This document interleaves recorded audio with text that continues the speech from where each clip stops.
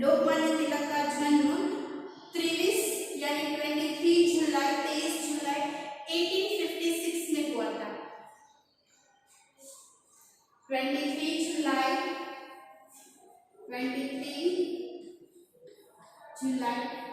1856 में लोकमान्य तिलक का जन्म हुआ था। कहाँ पे हुआ था? महाराष्ट्र में हुआ था। जब जैसे जैसे लोकमान्य तिलक बड़े होते गए वैसे वैसे ही उसके जीवन में ऐसा जुझ आ गया कि नहीं, हमारे देश में कुछ करना चाहिए। हमारे देश की जो सिचुएशन थी वो सिचुएशन को जानते हुए वो ऐसे आगे बढ़ रहे थे। लोकमान्य तिलक के जो पिता थे वो एक शिक्षक थे। क्या थे? शिक्षक थे। तो लोकमान्य तिलक में भी शिक्षक यानी अध्यापक, एक अच्छे अध्यापक थे। उन्होंने LLB तक अभ्यास किया था। लोकमान्य तिलक ने उन्होंने LLB का अभ्यास किया था। और हमारे देश में जो एजुकेशन सिस्टम थी वो इंग्लिश या अंग्रेजों की जो भी सिस्टम चलती थी वो सिस्टम को चेंज करने के लिए लोकमान्य तिलक ने कई सारे रूल्स बनाए। तो हमारे इंडिया में यानी हमारे इंडिया में जो एजुकेशन सिस्टम होनी चाहिए वो स्वदेशी होनी चाहिए। यानी हमारे लैंग्वेज में जो भी हम पढ़ रहे हैं वो हमारे लैंग्वेज में होनी चाहिए। ऐसा उन्होंने क्या किया? दावा किया और सबका जो ऑपोजिट किया, जो अंग्रेज थे उसके लिए ऑपोज किया कि हमारी कंट्री में हमारा ये एजुकेशन होना चाहिए, इसलिए स्वदेशी अभ्यास हमारे इंडिया में होना चाहिए। फिर लोकमान्य तिलक ने वो एक पत्रकार, जैसे जैसे वो अंग्रेजों के ओपोज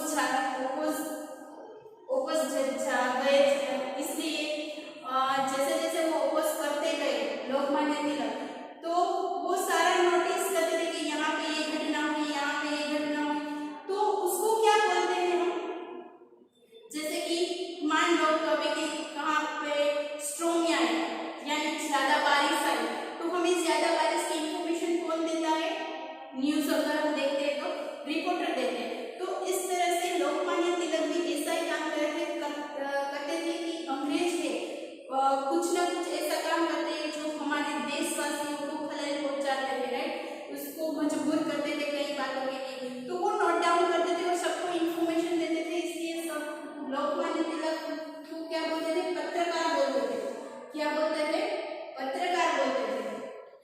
उसका महाराष्ट्र में, पूरा महाराष्ट्र यानी सब जगह पे लोकमान्य तिलक की बहुत ही चर्चा होने लगी। और जैसे ही अंग्रेज लोग थे वो लोकमान्य तिलक का जैसे जैसे नाम सुनते थे वो अंग्रेजों को डर सा हो गया कि यार ये व्यक्ति कौन है। अंग्रेजों को भी डर लग रहा था लोकमान्य तिलक से, राइट? तो लोकमान्य तिलक है ऐसे पर्सन थे। और उसके साथ जो हमारे देश के कई सारे वो थे, लाल बाल यानी बंकिम चंद्र चट्टोपाध्याय थे। उसके साथ इसकी जो विचारधारा है, जो उन्होंने देश के लिए कुछ करने के लिए ठान रखा है, वो उन्होंने एक सूत्र दिया था कि स्वतंत्र मेरा जन्मसिद्ध अधिकार है, स्वतंत्र मेरा जन्मसिद्ध अधिकार है और मैं उसे लेकर ही रहूंगा। स्वतंत्र मेरा जन्मसिद्ध अधिकार है और मैं उसे लेकर ही रहूंगा। यानी मैं अपने देश में पूरा स्वतंत्र यानी अंग्रेजों को बाहर निकाल के मैं पूरे देश को आजाद कर दूंगा। उसने ऐसे ठान रखी थी। और इसकी जो विचारधारा थी वो गांधी जी को भी बहुत पसंद थी, इसलिए गांधी जी भी उसकी विचारधारा को फॉलो करते थे। फिर आपको पता ही होगा कि जो व्यक्ति वो अच्छा काम करता है तो उसके लिए कोई ऑपोज भी करने वाला होता है, उसका कोई ऑपोजिट भी होता है कि नहीं ये तूने काम किया है वो देश के लिए अच्छा नहीं है, राइट? तो बाल गंगाधर तिलक पे राजद्रोह का आरोप लगाया कि तुमने ये देश के लिए अच्छा नहीं किया है, ये देश के विरुद्ध है। तो उनको बाल गंगाधर तिलक पे राजद्रोह का आरोप लगा के बाल गंगाधर तिलक को 6 साल जेल में रखा। और कई बार जेल जा चुके हैं, यानी 1 साल 2 साल 3 साल, बट उसके ऊपर राजद्रोह का आरोप लगा था। तो वो पूरे 6 साल कहाँ पे रहे? जेल में रहे। उसके बाद 1960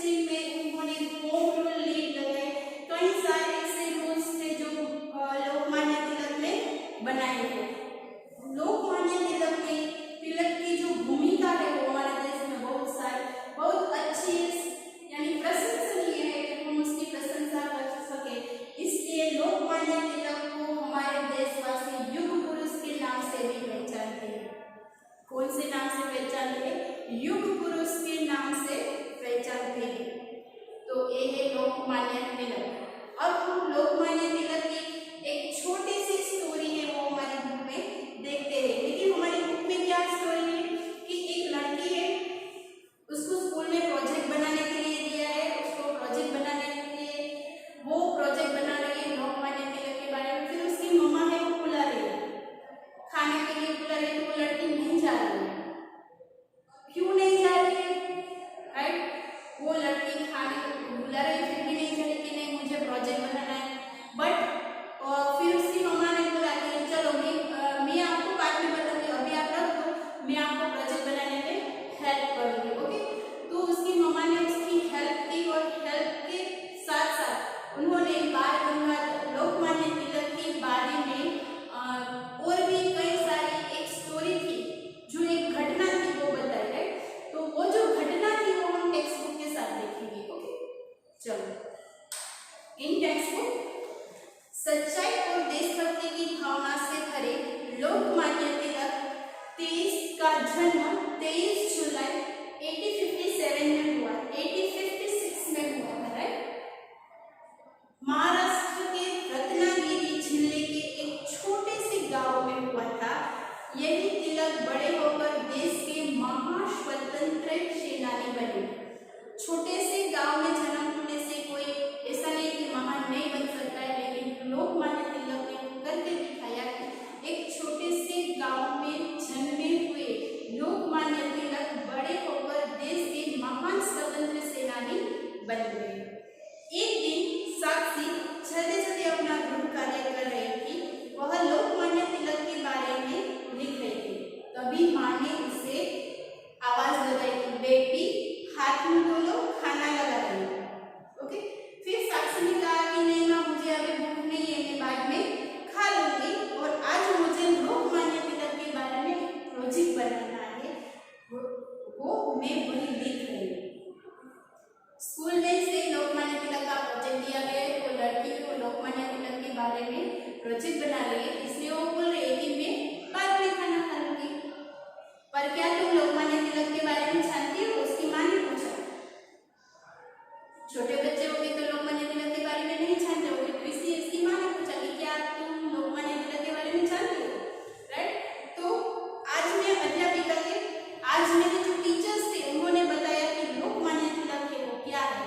राइट, पर क्या आप मुझे उनके बारे में अधिक जानकारी दोगे? मेरे टीचर्स ने तो मुझे दे दी जानकारी, पर क्या आप मुझसे ज्यादा इंफॉर्मेशन दोगे? हाँ बेटी, पहले तुम हाथ मुंह धोकर खाना खा लो, उसके खाना खाने के बाद जो मैं सारी इंफॉर्मेशन आपको दूंगी। फिर साक्षी जो है वो खुश होकर जल्दी जल्दी खाना खा लेती है, हाथ मुंह धो लेती है। राइट, उसके बाद वो फ्री होकर उसकी माँ की गोद में लेट जाती है और बोलती है चलो अब आप फ्री हो गए हो, अब आप मुझे लोकमान्य तिलक के बारे में बताओ। माँ ने पूछा कि बेटी लोकमान्य तिलक एक महान स्वतंत्र सेनानी थे। कौन थे? महान स्वतंत्र सेनानी थे। उन्होंने देशवासियों को आजादी का पाठ पढ़ाया, पूरे देशवासियों को आजादी का पाठ पढ़ाया। सभी देशवासी तिलक जी को बहुत प्यार करते थे, क्योंकि कोई एक आदमी है वो देश के लिए अच्छा कर रहे हैं तो हम सभी उसको ज्यादा लाइक करते होंगे।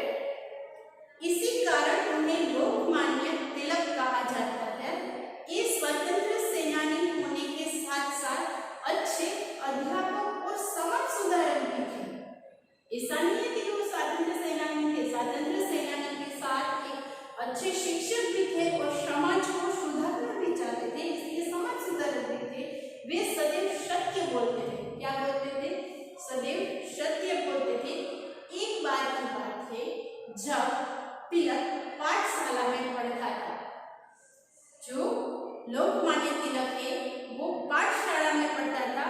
एक दिन गुरुजी ने कक्षा में पढ़ा रहे थे। तिलक अपने सहपाठियों के साथ बात कर रहे थे।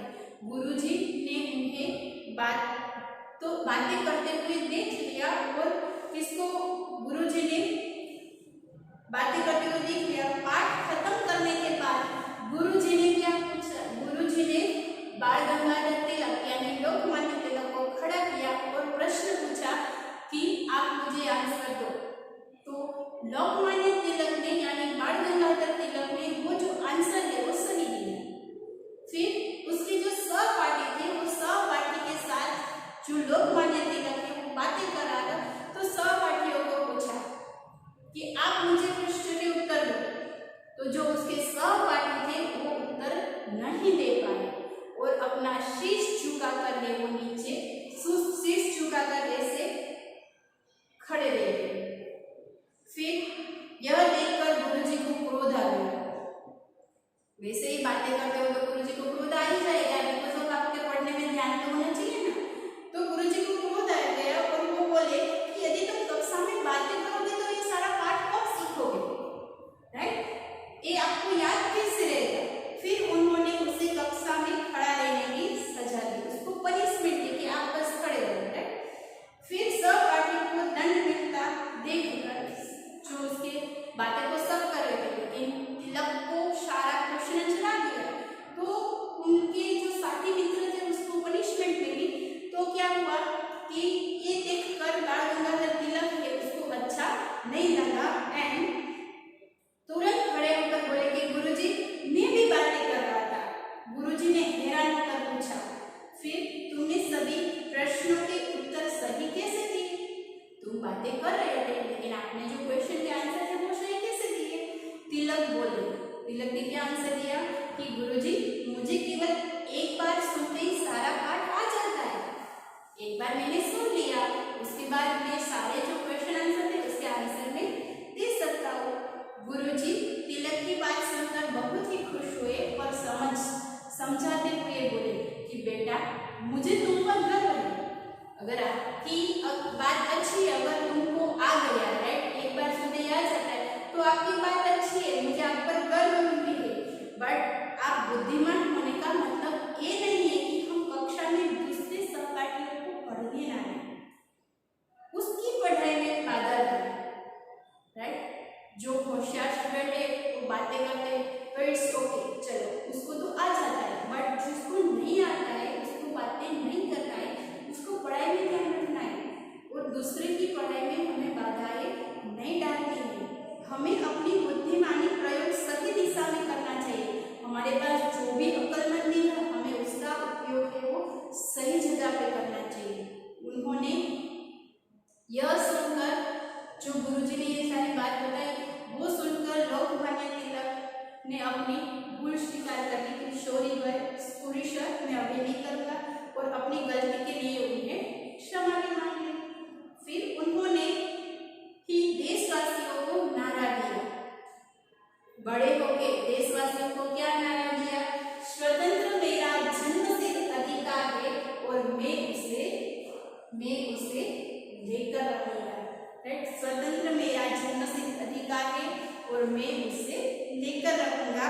महात्मा गांधी उनके विचारों को भी बेहद प्रभावित थे और उनका त्याग बलिदान सदैव देशभक्तों को प्रेरणा देता था।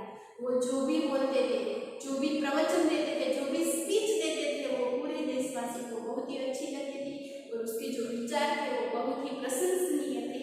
यह सुनकर माँ चुप हो गई। ये सारा बताया, उसके बाद उसकी माँ है वो चुप हो गई। फिर साक्षी बोली, माँ आपका बहुत बहुत धन्यवाद। यानी अगर कोई आपको इन्फॉर्मेशन दे तो आप क्या बोलोगे? Thank you.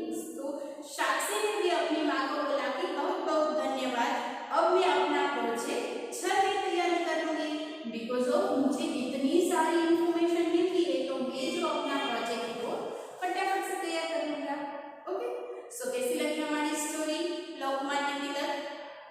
अच्छी सी स्टोरी है हमारे स्वतंत्र सेनानी के बारे में, जो हम नहीं जानते थे उसको हमने आज जान लिया। लोकमान्य तिलक, उसका जन्म 23 जुलाई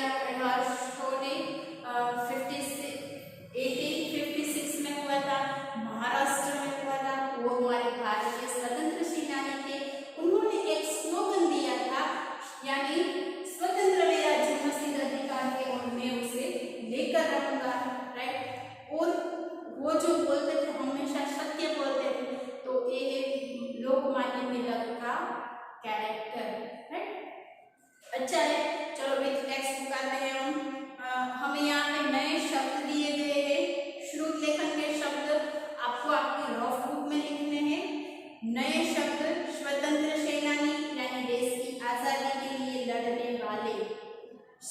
सहपाठी यानी कक्षा में हमारे साथ जो अपने फ्रेंड्स पढ़ते हैं उसको सहपाठी बोलते हैं। गृह कार्य यानी होमवर्क, भूल यानी गलती, क्रोध यानी गुस्सा, दंड यानी सजा, बेहद यानी सबसे ज्यादा, दृष्टि यानी नजर, मतलब तो अर्थ, उत्सुकता या जानने की इच्छा है, सदैव यानी हमेशा। फिर यहाँ पे हमें मौखिक और लिखित क्वेश्चन आंसर दिए गए, वो हम नोटबुक में करेंगे। सही उत्तर चुनकर सही का निशान लगाए यानी एमसीक्यू है। किसने किससे कहा वो है, वो आप सबको टेक्स्ट बुक पीडीएफ में मिल जाएगा। फिर यहाँ पे दिया गया है संज्ञा और सर्वनाम, राइट। तो संज्ञा और सर्वनाम है वो हम टेक्स्ट बुक में मिलेंगे। नीचे दिए गए शब्दों को पढ़िए समझिए, यानी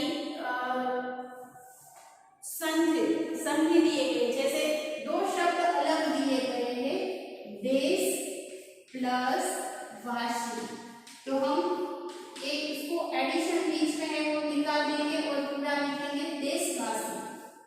क्या लिखेंगे? देशवासी।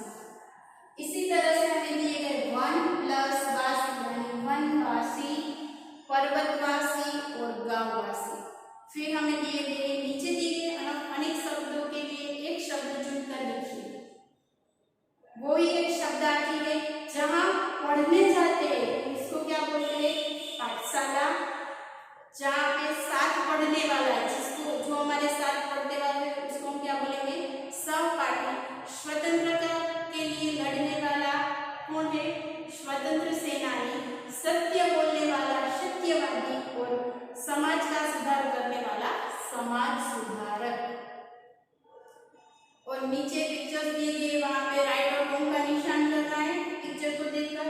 फिर हमारे देश के महान पुरुष दिए गए, इसमें से फर्स्ट है doctor APJ Abdul Kalam, second है इंदिरा गांधी, थर्ड है भगत सिंह, नंबर 4 पे है सरदार वल्लभ भाई पटेल, नंबर 5 है महात्मा गांधी और नंबर 6 है जवाहरलाल नेहरू। हमें ऊपर ऑप्शन दिए गए, वो ऑप्शन में से चूज करके हमें पिक्चर्स को देख के ये जो उसके नाम थे वो कंप्लीट करने। ओके, फिर हमें संज्ञा और सर्वनाम को जो अलग करना है पेज नंबर 35 पे, वो हम ग्रामर के लेक्चर में सीखेंगे। ओके, सो आज के लिए